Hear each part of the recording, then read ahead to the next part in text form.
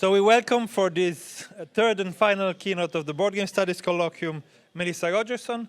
I think, well, I'm sure that is the keynote that comes from the furthest and possibly the participant that comes from the furthest. So thank you so much for coming all the way here. So Melissa is a senior lecturer in human-computer interaction at the University of Melbourne and in the Australian Research Council, or she's a fellow of the Australian Research Council, DECRA. Her current research focuses on hybrid digital play and on the design and use of hybrid games for older adults' life storytelling. She's also a member of the International Games Awards jury and administrator of Board Game Geek. She has translated award-winning games from German to English. And she will talk to us, or we will explore the question, I guess, if technology did indeed or not ruin board games. Thank you very much. Melissa, the floor is yours. Thank you so much, Mattia. That sounds like the microphone is working. So hi, everyone. Thank you for being here today. Like all talks, well, like all the talks I seem to write, I started with a question, or with a title, has technology ruined board games? And it kind of looks very professional and very, sensible when I put it on a slide like this, but I want to show you what it looks like in my head. Right? Has technology ruined board games? And I really wanted to kind of unpack these ideas of technology as particularly being about code, right? Of ruined as being like a massive, massive problem, a massive tragedy. And for board games, I didn't really have a thing for board games because we all kind of know what board games is, but I did kind of enjoy using that papyrus font that was so overused in board games for so long.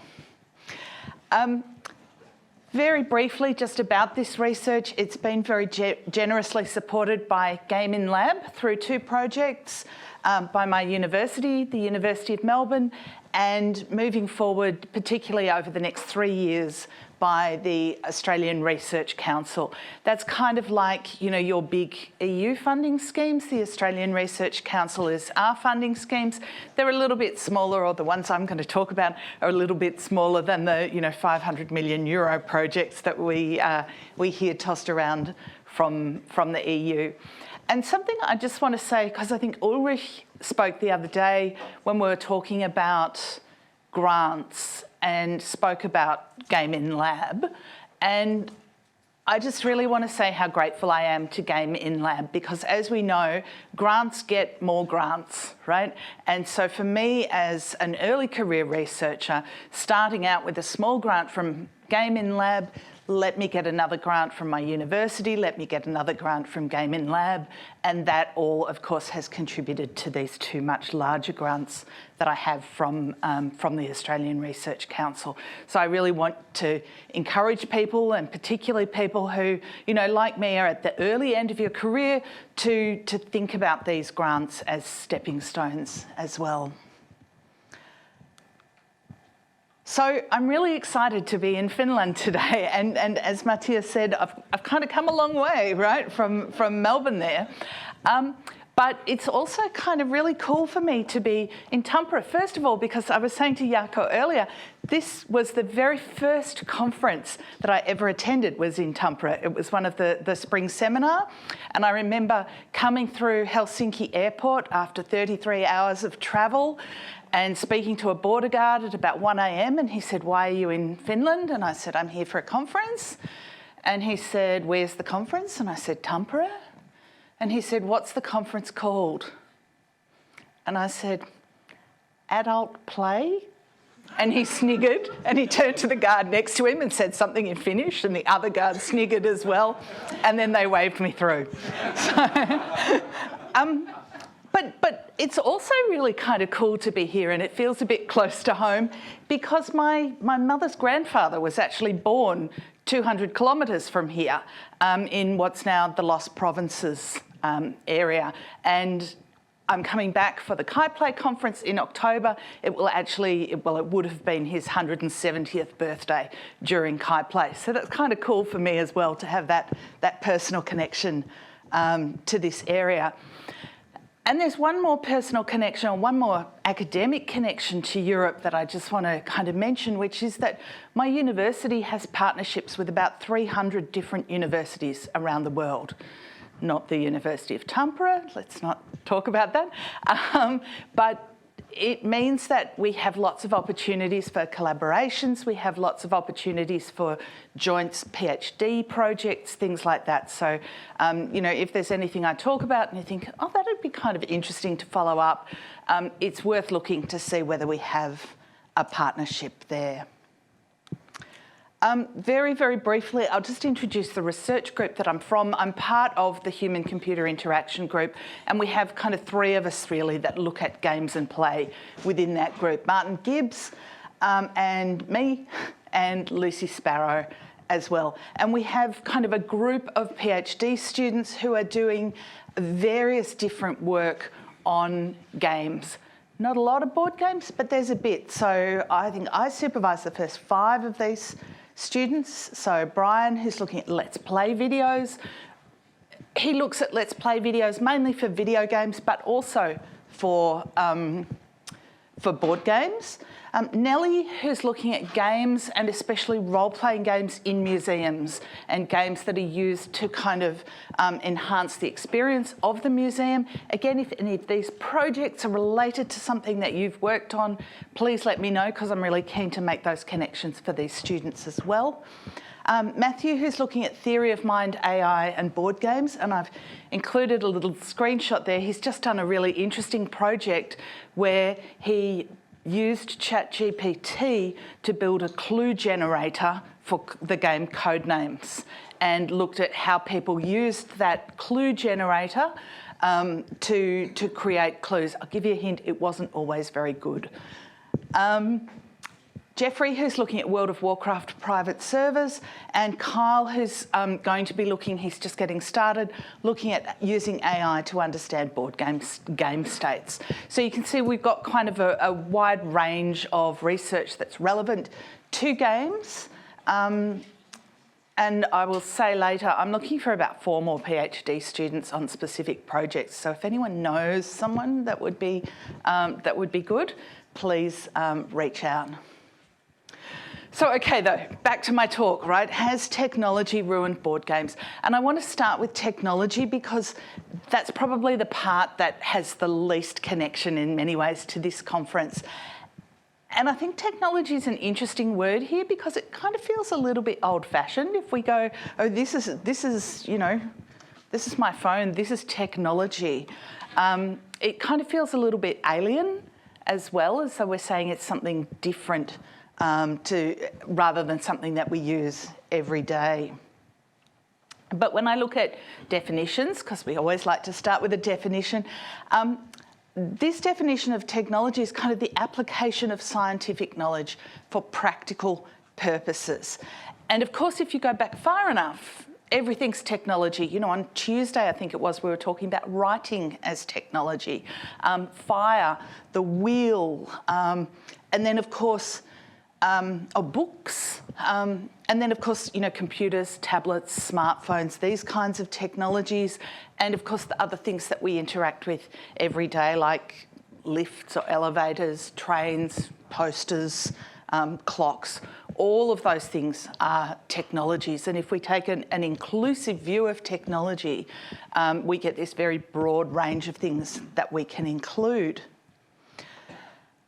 And of course, in that sense, games and board games are technology as well, right? Because they're made of resin and plastic and cardboard and paper, and we use technologies to produce the games as well. But I really want to focus, I suppose, on what we could call smart technology, right? Smart technology connects to the internet, it enables communication, it can do things, it can produce information. And I also think about obvious technology here, which is my very unscientific term, but it's where the technology's really in your face. You can't kind of get away from it. It's there and it's front and centre. And I think that broadly speaking, and this is again a very broad classification, but there are kind of 4 types of technology use in games. And we start with the games that are only ever computer games, right? And again, kind of an old-fashioned term, but I try to get away from words like video games.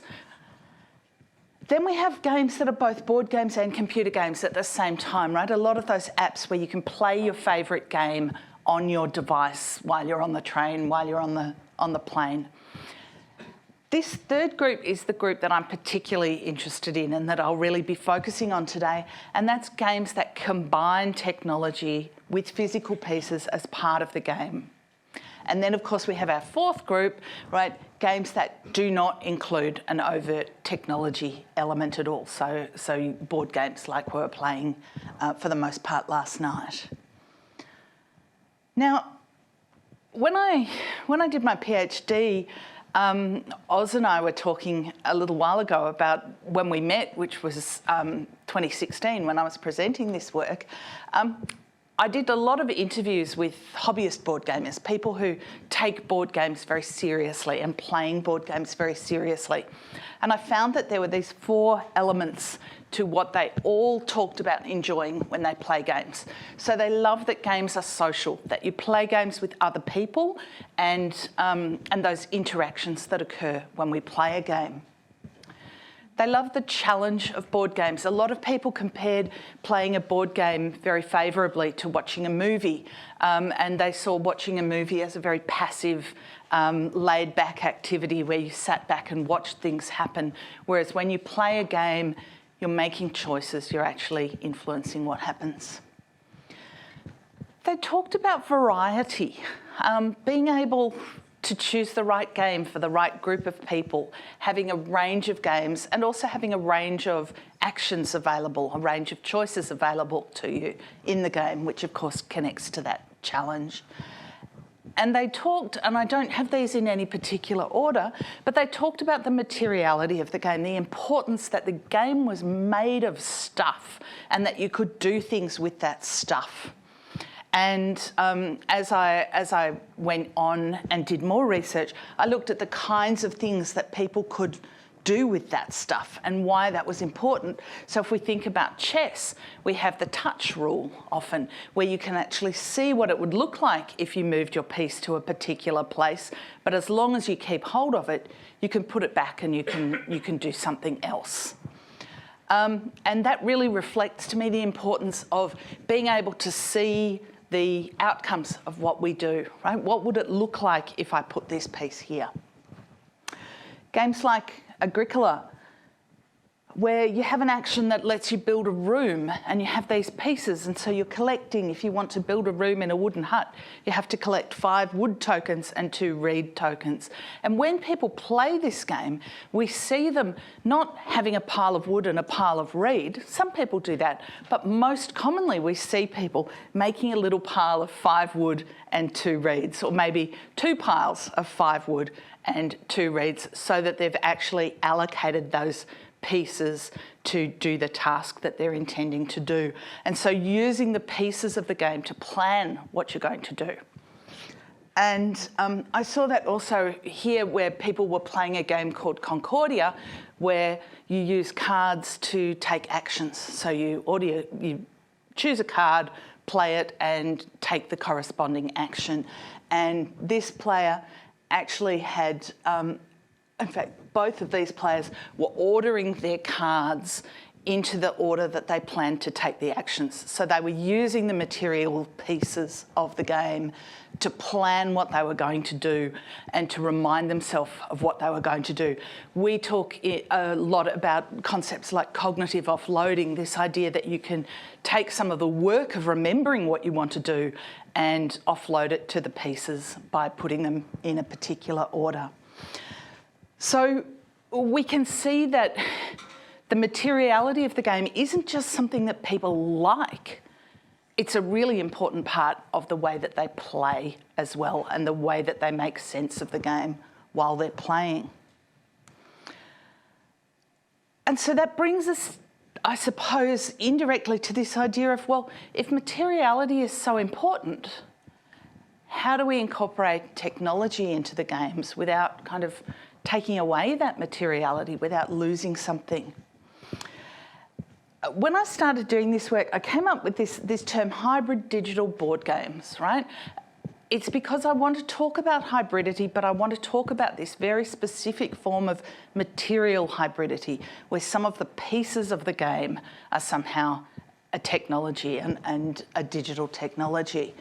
And one of the very, very important things that I realised when I looked or started to look at these games was there's a difference between the games where you can add technologies if you want to, and the games where the technology is actually an integral part of the game. And that's what I've really focused on. And there's some great references there. Obviously, Ville and Jana's work looks more broadly at notions of hybridity that go beyond just this kind of digital or technology hybridity. But I'm not sure that this is the right definition. And I'm not sure that it's actually a definition that I want to work with at the moment. And I think that this idea of a smart digital element is a problem. But I also kind of think that the word digital is a problem as well. And I think the word digital is a problem, and forgive me, I'm going to have a little rant now, because I think that the word analogue is an enormous problem. Now, I know that there are plenty of people here who are working with this word, right? And good on you. I don't have a problem with that. But I just want to say why I think that analogue is a problem. For starters, I'm not an electrical engineer, but every time I talk to an electrical engineer, they say, well, analogue has a very specific meaning in signal processing, and digital has a very specific meaning in signal processing, and that is not the way that we use those terms kind of commonly every day. So, okay, maybe everyday use trumps, specific nerdy electrical engineering use here. And I wrote this article for a German games magazine called Null Wert a couple of years ago, and I had a fairly good rant there, so I'm going to kind of try to restrain myself a little bit right now. But I think that analogue is a definition by exclusion. When people talk about analogue games, what they mean is games that are not computer games, games that are not digital games. And if we start to define board games, games that were found in the tomb of Tutankhamun, as we've talked about, right, as, but it wasn't digital, it kind of ignores the fact that we've got this massive, 7,000 year, maybe 10,000 year history of playing games, and maybe, 50 years, 70 years of playing games on computers. So if we call these games analogue games, we let the video games win, right? We suggest that video games are more important somehow because we're just saying we like these games because they're not video games. That's kind of my rant, right? But also, I think that using words like analogue and digital locks games into a binary. It says that these games are either digital games, computer games, video games, or they're analogue games, tabletop games, board games, sports. And I think that maybe we've moved past that. I would like to think that we've moved past that we have a more nuanced understanding of the contribution that technologies bring into games and into all different kinds of games there. I also just want to acknowledge that technologies play a really important part at lots of different stages of the life of a game. So we use technology a lot in producing games, but we also use technology a lot in things like coordinating when we're going to play a game. I think one of the speakers last night spoke about how she felt that people didn't want to have a digital score sheet, right? They wanted a physical, a paper score sheet when they play a game. I reckon the corollary to that is they fill in the paper score sheet and then they pull out their phones and they open their calculator and they add up their scores. So I think that what we see is this massive use of digital tools in ways that surround gameplay as well as in ways that are essential to gameplay. And I looked at this, I looked at board games, at yarn crafts, things like knitting and crochet and reading, and I found that there are all of these kind of activities that people do on devices that surround their engagement with these physical hobbies or these physical activities. And we call those the digital hinterlands. Again, oh, that D word, I can't kind of get away from it, but I can and do avoid the A word, right? And yeah, you can see that I keep coming back to digital, right? I don't have a way to lose that word, but I think, yeah, we can definitely avoid words like analogue. And for now, I'm kind of coming back to technology as the word that I use to describe those computer interactions, those smart interactions. There we go. So if we now restrict ourselves to board games that kind of necessarily include some kind of technology, if you talk to hobbyist gamers, they'll often talk about Alchemists, which came out in 2014 from XXVI Edition, and they'll say, oh, that was the first board game that was a real hybrid, you know, that included an app. Well, there's two problems with that. The first one is it wasn't, and the second one is they actually, you know, cast your mind back 10 years, smartphones weren't ubiquitous. Not everybody had a smartphone or an iPad that they could use to play this game. So the game actually came with this incredibly fiddly and error-prone way to play the game just with the pieces. So technically, you know, we're already finding problems with that definition I said that I was using about necessarily using a smart device. Because there was a way to play this without a smart device. What else have I got? So I reckon that the earliest games that I've been able to identify that are kind of within that scope of a hybrid, right? Games where you need a technology element and physical pieces to play would be Oil Barons, which is, I've got the date here, 1984, and Assault of the Ogroids, 1987. So those were games that came with both a board game and a computer game. Oil Barons, you actually bought I think it was a cassette thing that you played it with. Assault of the Ogroids came in a Sinclair computing magazine, and you actually typed the code into your home computer, and then you could play the game. And both of these games were kind of resolving outcomes and resolving encounters and things with the computer.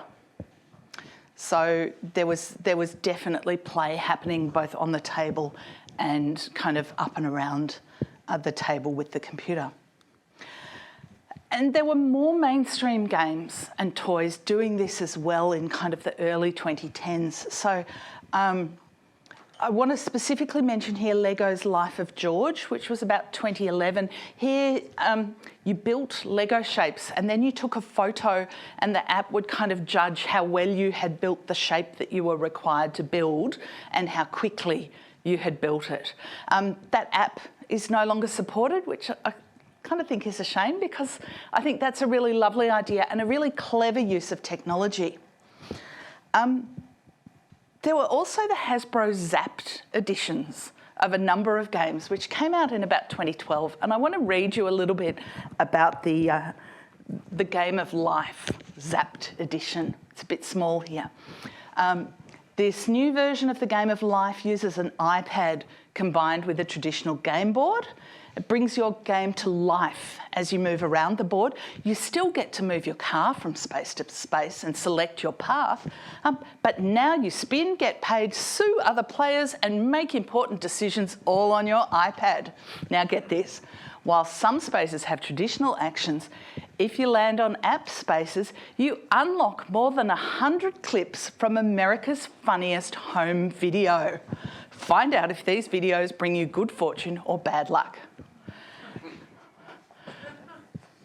I'm not sure, maybe in 2012, America's Funniest Home Video was like really cool and really new and exciting. That doesn't sound like a game that I want to play. And it doesn't sound like a use of technology that, that I want to encourage either.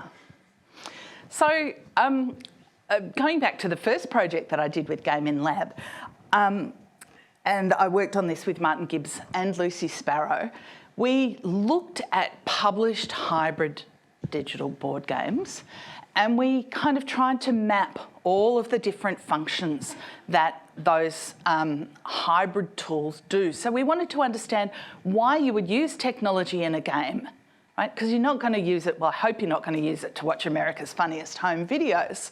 But what is actually the work that the technology is doing in the game?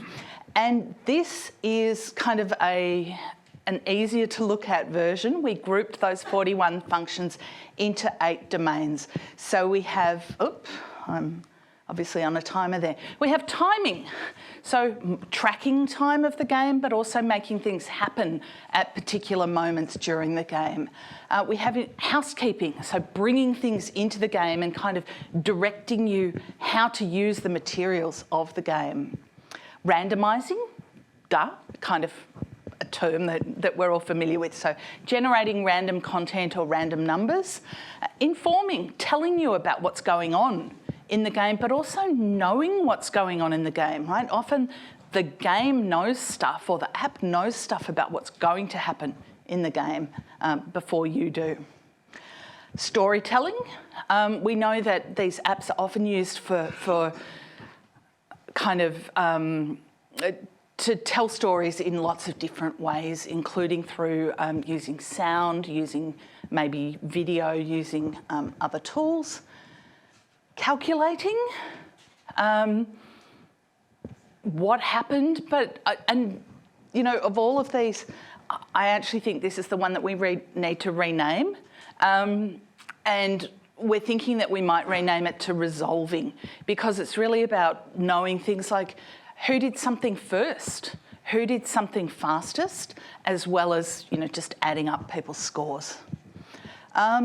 And teaching, and I'm really keen to talk to the team at Dized as well, but we have other examples of games which teach, or games which offer hints as well as to what you should do next. So it's not always just about teaching you the rules of the game, it might be more specific information than that. What I'm really proud of with this model is that, you know, we published it in 2021, and there's a couple of minor tweaks, as I said, like changing calculating to resolving. But by and large, this continues to describe the games that we've seen, and you know, there's at least 3 times as many hybrid games in our archive now as there were when we wrote this paper. So as an example of one of the domains, the housekeeping domain, it's got some fairly obvious things, right? Like prevent or force particular combinations of objects, cards or boards. So if you're playing a game like Lord of the Rings, Journeys in Middle-earth, it will say, take out, you know, these 4 boards and set them up this way. So it's kind of directing you how to use the pieces of the game. And so some of these are quite common, but we also have things like 3.7, update the game. So reuse components to create new scenarios or stories. And this is less common, but games like Chronicles of Crime by David Sicarel do this really nicely as well. So we tried to kind of describe all the different ways that the pieces might be used. On to some examples. Ninja Catfoot and the Covert Adventure.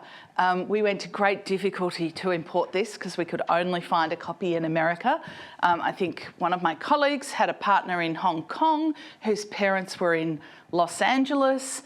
He ordered the game, sent to his parents' place. They had a visitor from Australia who brought it back to Australia.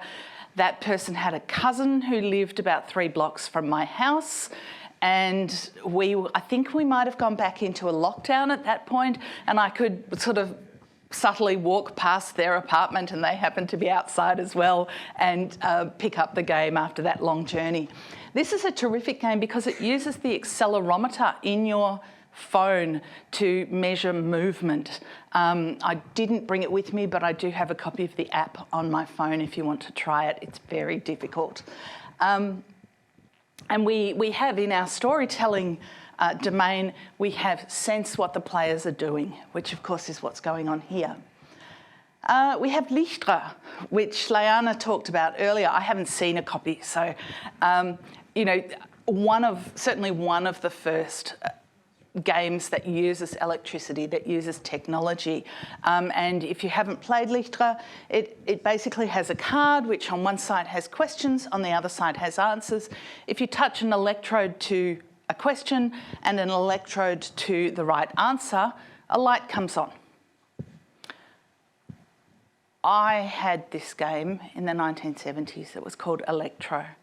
And it was actually in print until I think about the mid-1990s. So that's a really long time for a game that is so simple. And of course, if you think about that circuit completion technology, that's what's going on in games like Operation as well. Jim Prentice, an American inventor, I think is probably the right word here, made a lot of games that used electricity and they were sports games. So initially you would set up your team and see which lights came on. As time went on, he introduced sort of switching and more sophisticated technologies into those baseball and American football themed games. What else have we got? Oh, some of the early horse racing games, and I believe these date back to maybe the 1930s, 1940s, but they were making them as early as late as the 1970s. If you think about a vinyl record, right, it's one long spiral. But as soon as you have a spiral, you can have concentric spirals. You can have lots of different spirals on the same surface that sit inside one another. And that means that if you want to introduce randomness into a game, you can use that function of concentric spirals and a record player, vinyl record player, because you don't know which spiral you're going to put the needle in when you start playing the record. And so we see kind of technology being used here as a tool for randomness and to introduce randomness. Something else I think is really cool is we think of vinyl records as kind of evolving into cassette tapes and evolving into DVDs. And of course, this randomness is something you can do with DVDs, but you couldn't do it with cassette tapes. So there was this period where this functionality was kind of lost, if you like, in the middle. Nightmare, the video board game, or it might have been called Atmosphere in your markets. Of course, this was interesting because, again, there was no randomness on a VHS tape. I think there might be one bit where they say fast forward and then stop, and I guess you get a bit of randomness there. But generally, that was really a static video. I just recently got a copy where they've turned that into an app-based game. So I think there is, you know, a bit more randomness there. And Woofy Whoops, I was talking about this with somebody the other night. This is a game where you have a plastic dog, which you sit in the middle of the game board. There's a fire hydrant next to it. You hook your phone up, you sit your phone in a mount on the fire hydrant, and then you play the game, which I think involves like pushing a button on the dog's back, right? And at some point, the dog lifts its leg and pees water onto one of the players. Ho, ho, ho, how very funny. And you know what the app does? It takes a video of the dog peeing in the face of one of the players so that you can share it. So you can see here, I've sort of touched on a few different uses of technology in games, some of which are perhaps better or more clever than others. I confess I bought a copy of Woofy Whoops, but it broke the first time we tried to use it. Half-time? Cool. But these games, very clearly you can see the use of technology in them. Now, I said earlier, one of the interesting questions is kind of, where does technology start? Where does technology end? How do we know what is a hybrid or isn't? Here are three games that I'm really conflicted about. Up in the top there, we have Picture Perfect. This is a deduction game. It came out quite recently. Have anyone played Picture Perfect? Of couple of people. It's a really lovely game, right? What you're doing is trying to seat people at a dinner party, and they all have different wishes, like, I want to stand next to a woman, I want to be in the front row, I don't want anyone to be able to see a particular character. And you, the player, are a society photographer who's tasked with taking a photograph and trying to meet all of these people's wishes. And at the end of the game, you literally take that photograph. You use your smartphone, you take a photo, and then the scoring is based on the photograph that you've taken. So is that a hybrid? There's no technology used during the game. You could take the photo with, you know, I don't know, a Polaroid or something if you wanted, or just score based on where the pieces are. But the rules say you use a smartphone. This one, another fantastic game, right? The Adventures of Robin Hood came out from Cosmos about 3 years ago. This game doesn't have a smartphone app, it has a book. Because The Adventures of Robin Hood came out as a book, and as you move around the board, you look certain things up in the book and you read the next excerpt of the story.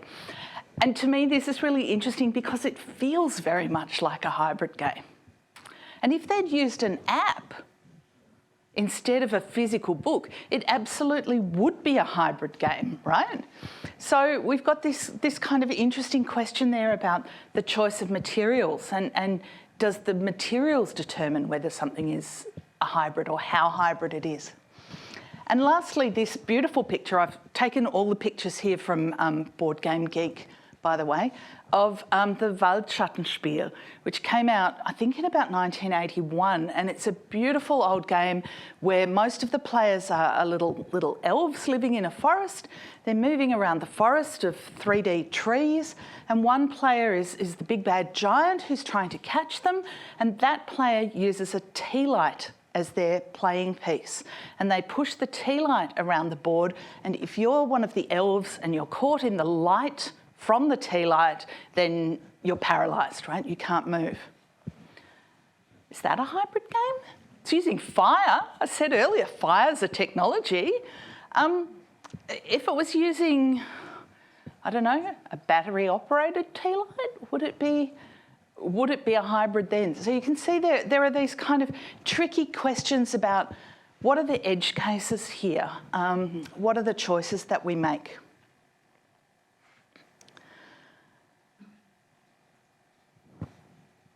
Leaving those difficult questions behind, and I really do think they're kind of perhaps the most difficult questions that I'm looking at here is what's included, what's not.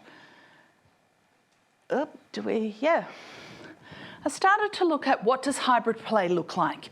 If we take a corpus of games that are hybrids, what does that mean? What sorts of games are people developing as hybrids? Now, we started with all of the games on Board Game Geek. And we looked at what were the top, I think this is the top 20 mechanisms that are reflected on Board Game Geek. Board Game Geek uses the building blocks described by Jeff Engelstein and Isaac Shalev in their book. And we can see, for example, more than 25% of the games on Board Game Geek involve dice rolling to some degree. 14% use hand management, nearly 12% use roll or spin and move. But if we look at the games that were tagged on Board Game Geek as being in that hybrid family, and I acknowledge, right, this is user source data. The data is not perfect, but the data exists. So it gave us something to start with. If we look at that data, 60% of the games that are tagged as hybrids are cooperative games. 60, as compared to 7% in the overall database. 25% are storytelling. I think that's in about 35th position in the overall use of mechanisms. So we can see that if we just sort of look mathematically a little bit, hybrid games are really different. And I think I spoke about this at, maybe it was Gen Analogue a couple of years ago.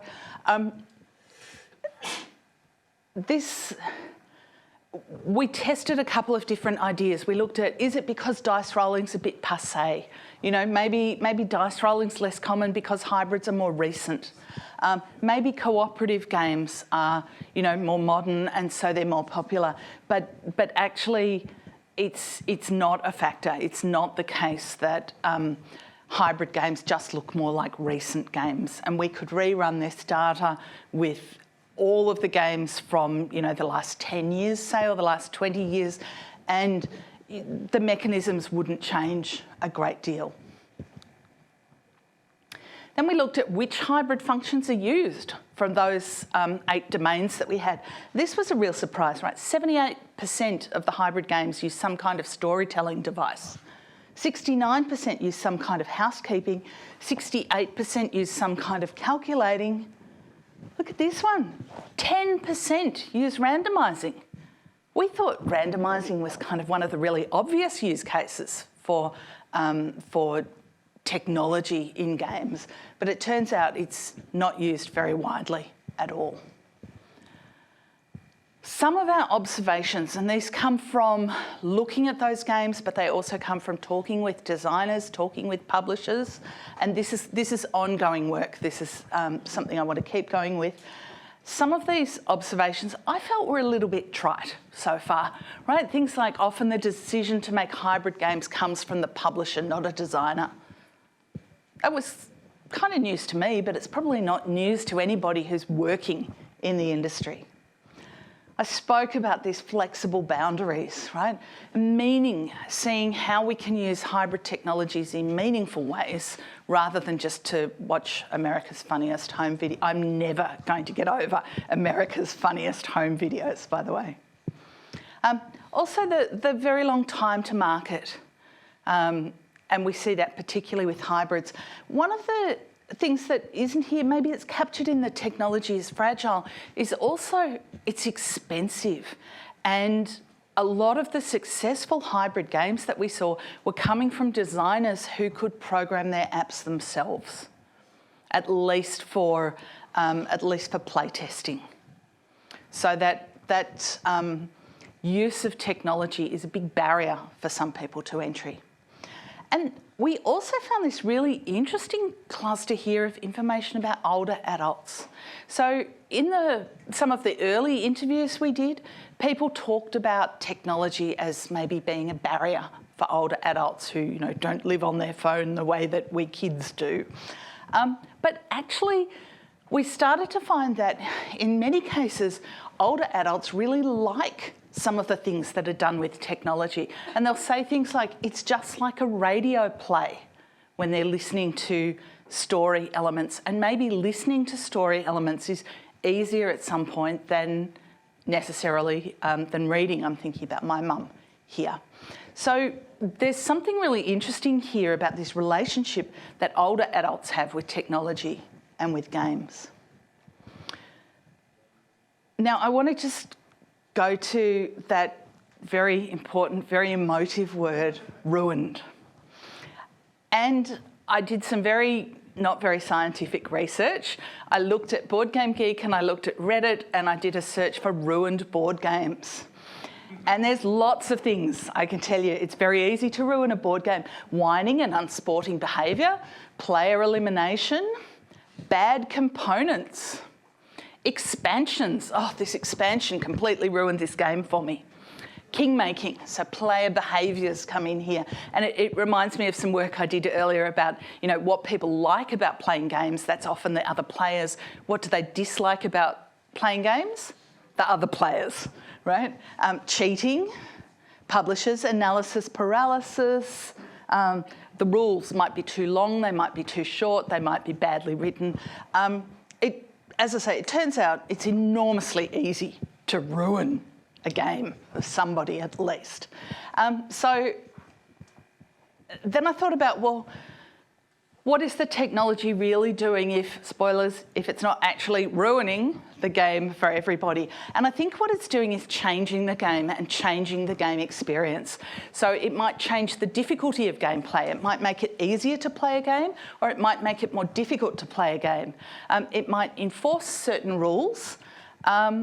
It might give you new information that changes the way you play the game. So it might expose you to strategies that your regular opponents haven't been exposed to.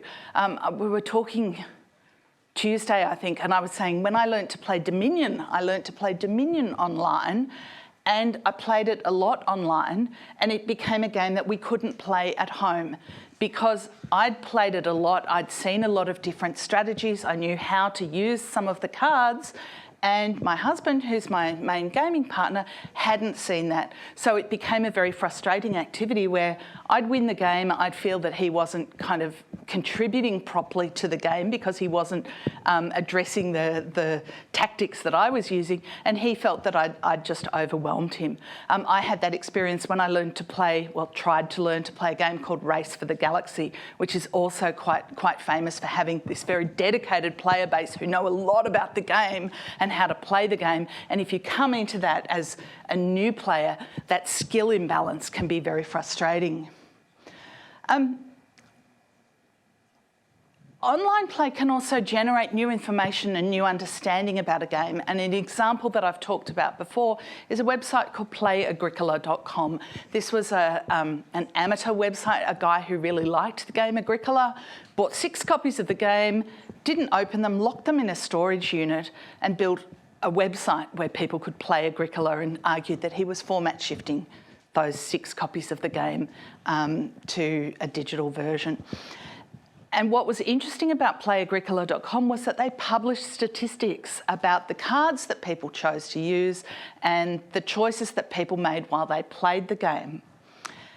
And what we started to see and hear from people who were playing this game in person was, I was playing it with someone who plays it online, and they said, oh, that card is 5% overpowered as long as you play it by the 3rd round.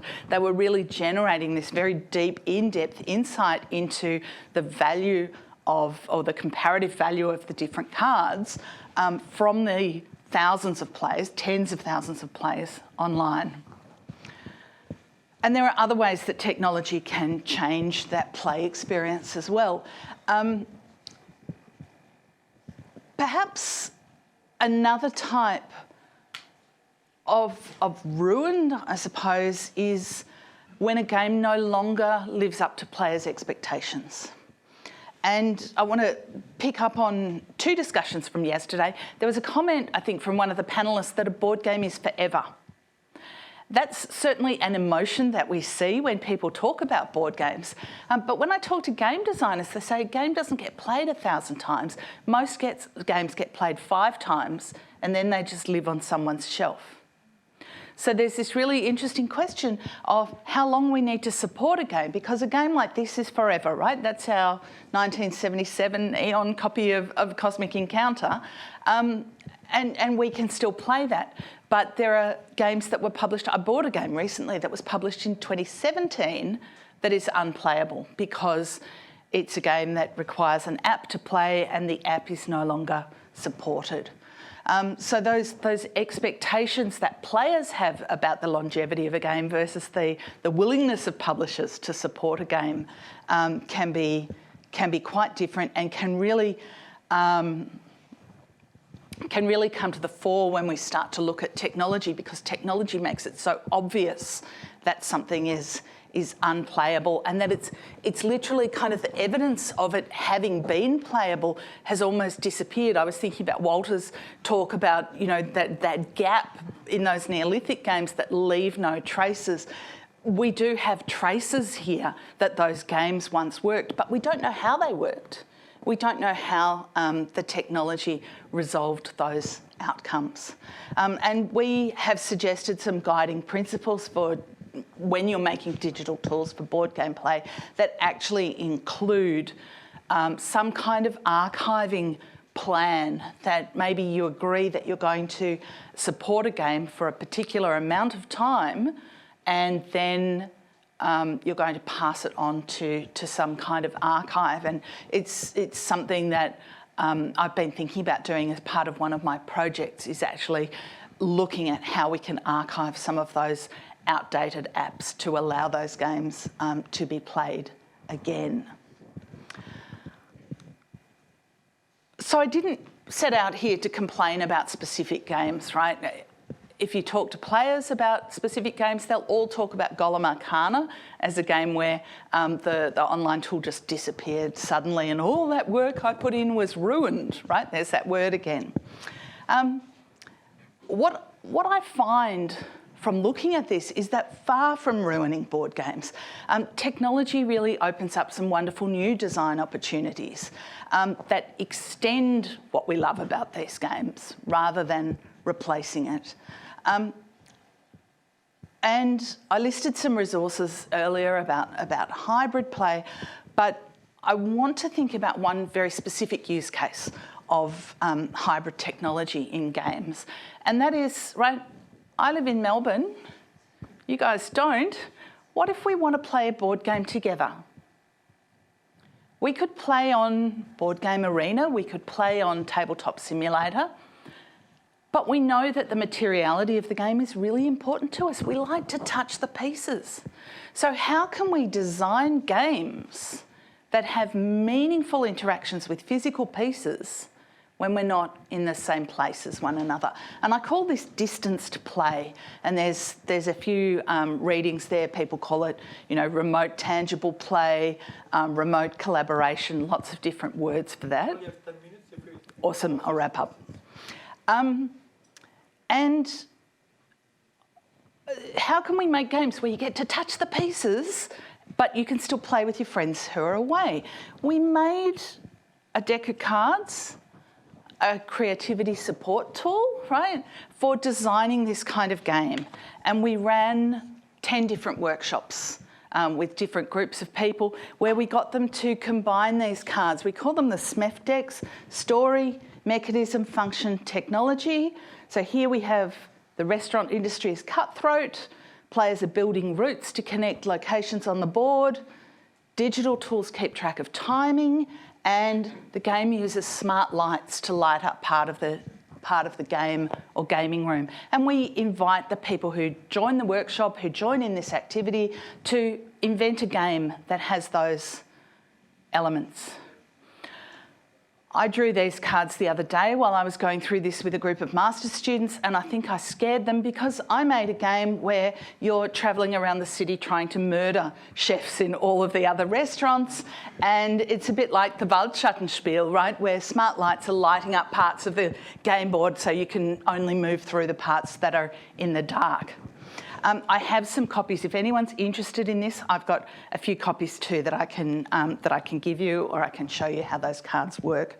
But we found they were really useful for getting people involved in thinking about designing games. And I've had a number of student projects where they have made games for this hybrid distanced play setting. So, last couple of slides, what's next? I have this Discovery Early Career Researcher grant, which is a 3-year grant. It's about €700, covers my salary and also a postdoctoral researcher who's starting very shortly, and some travel costs and equipment.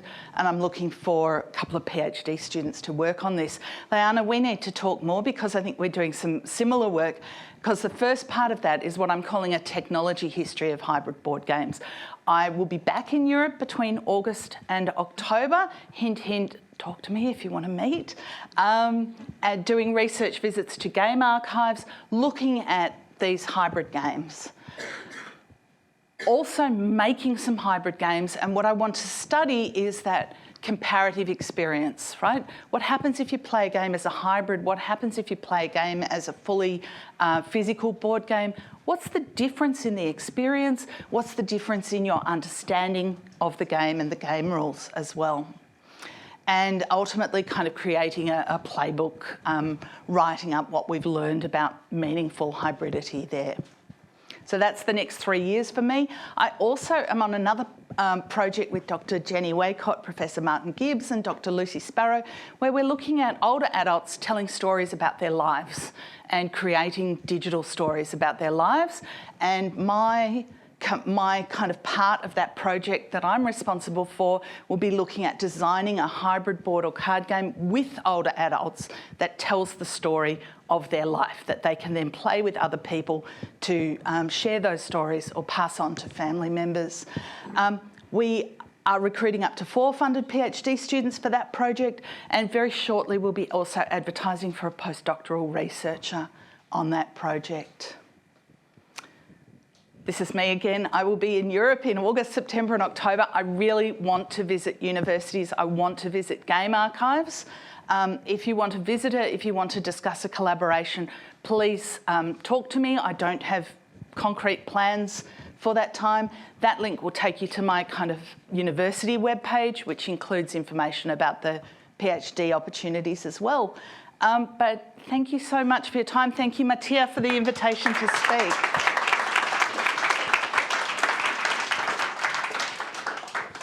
Thank you very much, Melissa. Very interesting. Very also on topic with the theme of the conference. I see already plenty of raised hands. I think we started from back there. And we have more there. We don't have a lot of time for questions. Sorry, I'll too much try to to keep say. it brief and on point. So it's more of a comment, and I apologize. It's not particularly about hybrid games, but it was about your introduction. I would like to point out that when we talk about games that are not digital, etc., we usually talk about games from antiquity, but we should be aware that a large part of the world does not play any kind of digital games at all. Very close to Australia as well. Did some research in the Marshalls and in Kiribati, and there is no such thing as digital games, the opposite. So when we say about why people play, we exclude those people because we never ask. And they also have very different reasons, both for playing, but also for playing digital games. So there was a guy from Rwanda who came to the US and made an app on an iPad to play Amaturufu, which is a Rwandan card game that he could not play in the US, and wanted to play against the app so he would have some kind of experience. So a completely different way of looking at games that we usually exclude from discussions. This is very, for me, because I'm a researcher outside of the Western world, this is extremely Western world oriented. I think this particular use of hybridity especially, yes, but I think you're right that idea of digital tools for preservation and for format shifting, if you like, games is also very important. Yeah, thank you for that.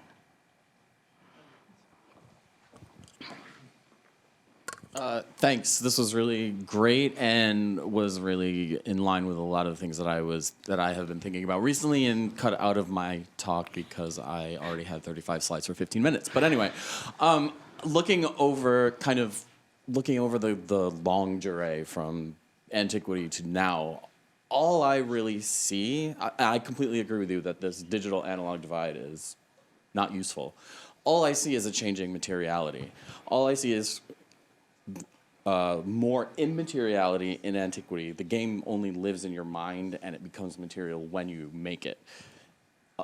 Through time, people become more entangled with materials to play games.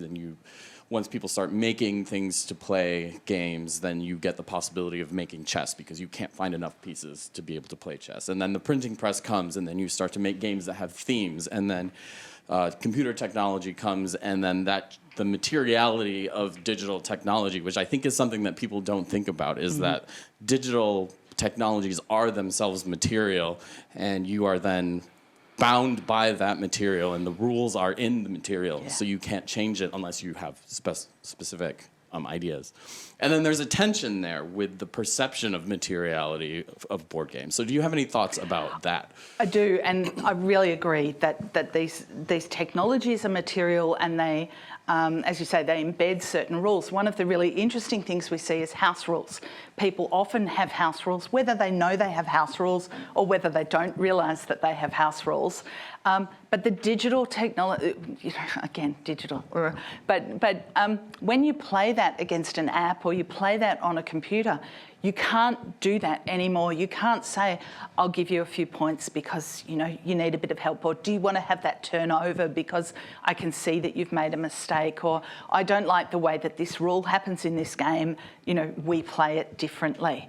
And as part of me kind of goes, oh yes, but you should play games the way that they're written. But that's me, the gamer, not me, the researcher. Me, the researcher, I love that those changes that people make, and also I think I briefly talked about the way that people make sense of a game as well. And those are things that we lose when those games become technologified, if you like. And that, look, I've got all sorts of other things that I could talk about, you know, things like tracking games, right? I got involved with using board game stats. So I have a record of every game that I have played since 2015. So that is kind of my play-made material. It's not physical, it's all on my computer, but it's creating new information. That example I talked about with playagricola.com, there's a term informating, right, for making new information from databases or from tracking what people do. And that makes those plays material and brings them back also into the physical world. Interestingly, none of the games that I looked at, none of the published games that I looked at revealed that information to players. A lot of them use it as you know, for reporting on, but the games that are produced professionally don't reveal play stats to players, and I think they're wise. Okay. First here, then that. And then we don't have. Yes, thank you. Thank you very much for these thoughts. I have also a comment and a question, perhaps. The point at the beginning, you had a quite wide understanding of technology, but in the course of your talk, you focused more on digital technology. And of course, when you have a wider idea of technology, then technology is in board games since practically 5,000 years. As long as you do not play tap or mancala with pebbles in the sand, you use technology, of course, to produce board games. You know, huh? Oh, dig a hole in the sand. If this is technology, we can discuss this later. Yeah, okay. And you know, turn chess pieces out of ivory or wood and make a game board like the ones from Ur. This needs, of course, a lot of know-how and technical skills. And then, but then in a more concrete way, we have application or the use of technology in games, at least since the 17th century, at least when, for example, there is the predecessors of there's magnetism is used in the games. Optical devices are used in games. Athanasius Kircher, he described already in the 17th century the predecessor of the Magic Robo game, the question and answer game, where you have a device that with a magnetic device that points to the right answer. And then in the Bestelmeyer catalog around 1800, it is full of scientific games based on such mechanisms. So it goes far back, use of technology, and even science goes very far back. Yeah, absolutely. And I think for me, I can't study everything, so I've brought it back. And when I originally proposed my project, I was going to call it Board Games with Batteries. And we thought that wasn't maybe, you know, fancy enough sounding for a big research grant. So we gave it a fancy name, but that's where I have come to. But recognising absolutely that long history and that games make a really safe place to explore new technologies as well, and a really interesting place to explore new technologies. I will say something really interesting. I visited the Strong Museum of Play in the US last year. One of the things I discovered was that a lot of archives, their archives specifically, haven't kind of catalogued for needs batteries or has electricity in there somewhere. So part of my interest in visiting archives is actually to see what's there, what games are there that maybe we don't know about as well, and how are they using technologies and maybe different technologies. Yeah. Time for one last very brief question. Yes, thank you very much for your interesting talk, and especially I was interested by the overall view you're making of hybrid games based on the dataset of BGG, of Board Game Geek. But I was wondering, on your graph, So what was really interesting that 60% of the hybrid games are cooperative games. Yes. And I was wondering, did you code just... I was thinking about the importance of unlock. So you coded unlock one time or? We did both. Okay. So we started off, we had, I think, in our set, what we did was we took all of the hybrid games on Board Game Geek, and then we kind of collapsed it to only the ones that had a rating, so that had a certain number of people having played the game and rated the game. And yeah, we saw this, I think, 40 out of 180 games in that data set were unlock games, and then there are all the clones, right? And so we said, what happens if we collapse those? What happens if we only treat unlock as one title? And it still looked very much the same, right? There was still this overabundance of cooperative games. What we kind of want to try to unpack a little bit, and at the moment the stats are not working in our favour, is whether this is the case because other people are copying what Unlock do, right? We know that designing games, there's a lot of copying, not in a plagiarism sense, right? But a lot of following successful models. Is it because those are the successful models? In our final report on our second Game in Lab project, I will talk about this a little bit more. We actually tried to see whether, if we fed in our data about how those elements of our model were used, whether we could identify clusters of games. And we could say, oh, look, there's all the unlock games over there. We actually couldn't do that. We have quite a sophisticated statistical model that Damon Flicker, who was a research assistant on that project, developed for us. And we can't quite do that yet. So our data isn't sufficient to say this is definitely a type of game that we can observe objectively and mathematically in the data set. At the same time, of course, we know that that's a type of game, and we can see that it is influencing those numbers. Yeah. Thank you. Thank you very much. Thank you.